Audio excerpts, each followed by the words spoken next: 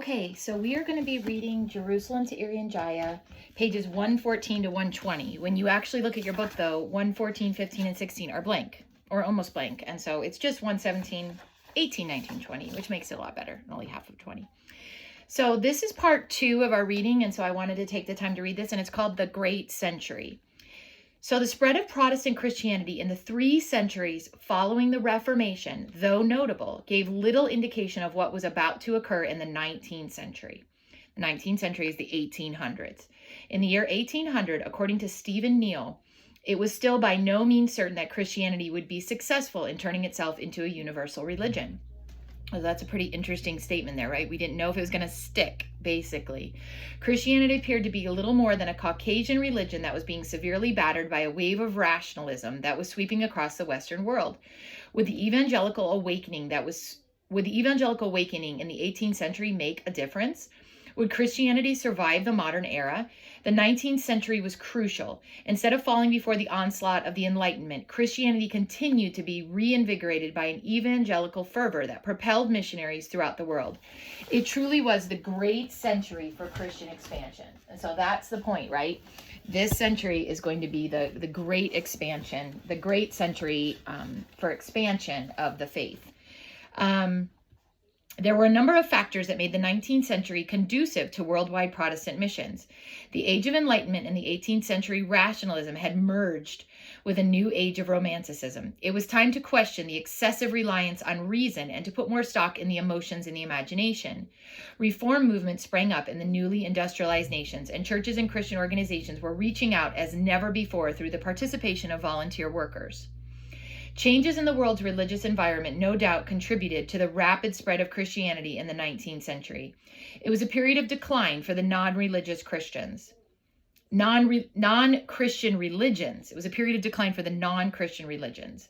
Hinduism, Buddhism, and Islam were relatively quiet, basically, in the 19th century. Christians seemed sense that they could fill a vacuum.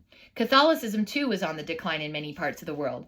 The French rationalism of the 17th and 18th centuries had taken its toll on the church, and the French Revolution effectively cut the economic purse strings of the Roman Catholic missions. So there wasn't any money for missions with the Roman Catholics. In Latin America especially, Roman Catholicism witnessed many reverses. National movements saw the church as the last bulwark of an outmoded and oppressive regime. Protestantism, on the other hand, was thriving. The 19th century was a Protestant era, and more specifically, an era dominated by evangelical Protestantism.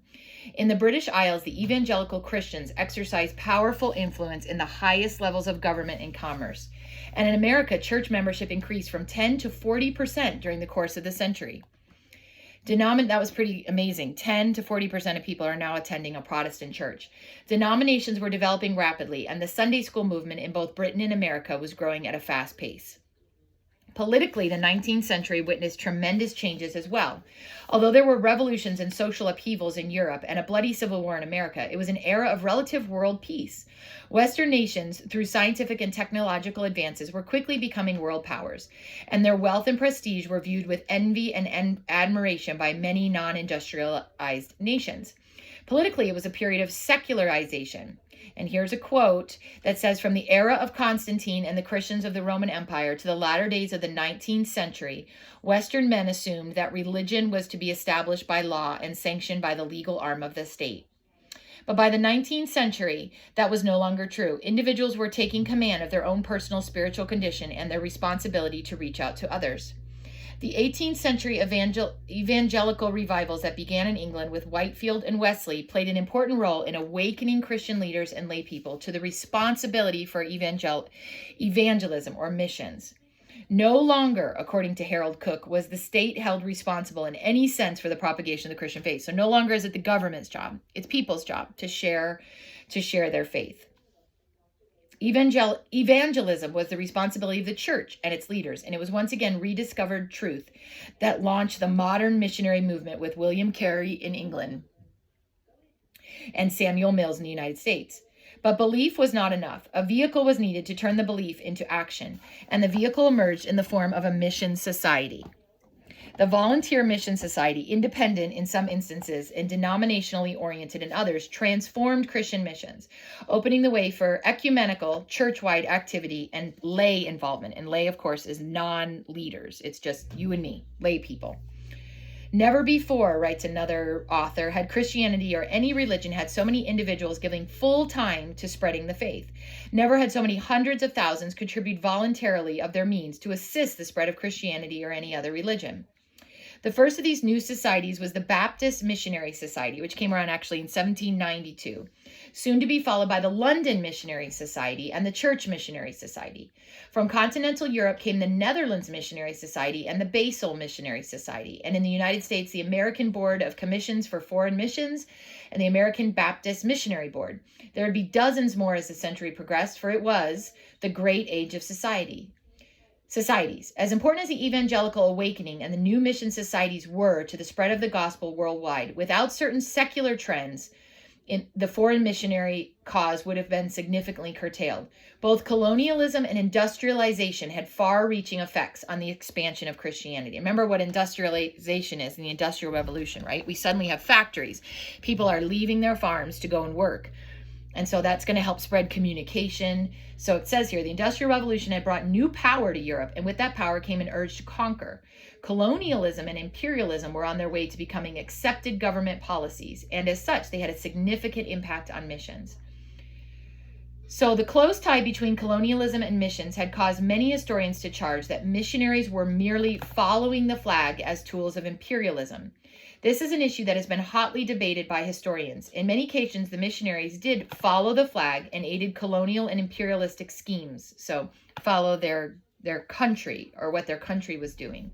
Livingston, among others, pleaded for European commerce and settlements in Africa, and missionaries everywhere welcomed any privileges a favorable colonial power could grant them. Protestant missionaries strongly favored rule by Protestant countries and feared Catholic rule, and vice versa. However, by the year 1900, the majority of missionaries were not working in colonial territories ruled by their home countries. So, at first, all these missions were ruled by their home countries, and they were working in ones that were by their home countries. But now they're willing to work somewhere else, right? They don't have to necessarily be with their country. But despite this sometimes too cozy relationship between missionaries and their countries, the two groups were more often than not at considerable odds with each other. Commercial companies frequently stood in the way of the missionaries, and the missionaries decreed the lifestyle of the traders, decried. So they didn't like the lifestyle of the traders. Trader, like a Trader. Rarely was the association harmonious. The relation between missions and colonial expansion is complex. But one thing is clear, if missions are associated with the rise of imperialism, they are equally associated with the factors which brought about its destruction. Likewise, they are associated with social progress in underdeveloped nations. Protestant missionary efforts in this period led the way in establishing all around the world the democratic apparatus of government, the schools, hospitals, universities, which is exactly what we're learning about in What Would Jesus Have Never Been Born, right? Without this mission work and Christians, a lot of these things would not have been here. But valuable as such social progress was, it was not accomplished without the introduction of Western culture. So even though we're spreading and getting all these amazing things, we're also bringing our Western culture to these people, and you could argue ruining them, right? We're giving them things that maybe they didn't need, including diseases and other such things. As the missionaries spread out across Africa and Asia, they brought their cultural baggage with them. Only Western man was man in the full sense of the word. And actually, we learned about that, right? That Columbus, for example, thought it was okay for him to claim America because we were Christians, and Christians, therefore, are superior to other people, which, of course, we know is not the case. So they viewed themselves, though, that only Christians were man in the full sense of the world, or Western man. He was wise and good, and members of other races, insofar as they became Westernized, might share in this wisdom and goodness. But Western man was the leader, and would remain so for a very long time. Imperfect as they were, it was the 19th century missionaries, a tiny company in comparison to other forces impacting the non-Western world, who in a relatively short period of time turned what some may have thought to be a declining Caucasian religion into the largest and most dynamic religious faith in the world. They were common people turned heroes, whose commitment and courage inspired succeeding generations to follow their example. This century was an age when little children dreamed of true greatness, of becoming a Carey, a Livingstone, a Judson, a Patton, a Slessor, or a Hudson Taylor, some of which we read about in our missionary class last year.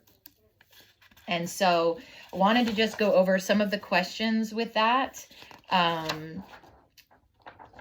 So, I think there were questions. I thought I saw them.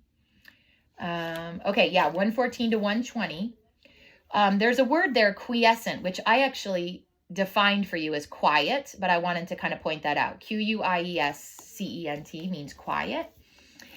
According to Tucker, what were some factors that made the 19th century conducive to worldwide Protestant missionaries? So, non-Christian religions were in a period of decline, or at least they were quiet. Protestantism was thriving. It was an era of relative world peace. Evangelical revivals led to a sense of personal responsibility on the part of the individual Christian, not just the government, to help spread the gospel.